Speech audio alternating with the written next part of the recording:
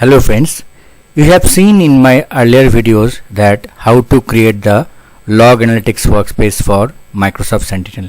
So in this video I will show you how to add the data connector. So I am going to add the Microsoft Defender for Cloud Data Connector in my Microsoft Sentinel workspace. So as you can see that I am already in my Microsoft Sentinel page, and from there I am going to click on the workspace that I have created in my earlier videos. So once I click on the workspace, you can see that on the left hand side pane under the configuration category, data connectors blade will be there. So click on the data connectors blade and you will see that the 128 character connectors are actually present now in Microsoft Azure. So here what I will do, I will type Defender. You will be seeing that Microsoft Defender for Cloud, this data connector that we are going to add will be displayed. Select the data connector and on the right hand side of this window, this pane will be visible, and from this pane click on Open Connector page. In the Open Connector page you will see that under Instruction tab you will see the prerequisite, configuration and all this thing.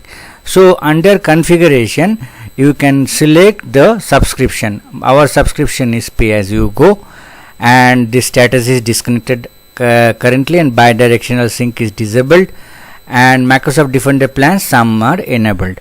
So go ahead and click on the connect button. Here the message will be displayed like, note that only subscription you have select security reader permission on will start streaming Microsoft Defender for Cloud alert, one subscription. So click on OK. So after that the status is connected, and here what you can do is you can click on enable button. So here you can see that create incidents recommended, create incidents automatically from all alerts generated in this connected service. So click on enable. So let's see what happens. So here you can see that Microsoft incident creation rule, Microsoft incident creation rule added successfully. So close this one and go to next step. Here you can see that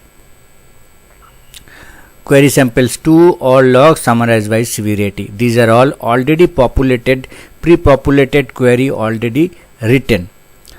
So now close this one and close this one and go to Microsoft Sentinel page and go to data connectors.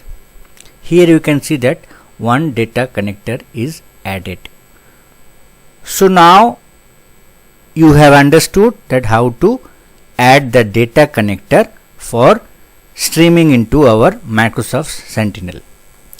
I hope this video is useful, and if you like this video, please do subscribe to my channel and click the bell icon for notification.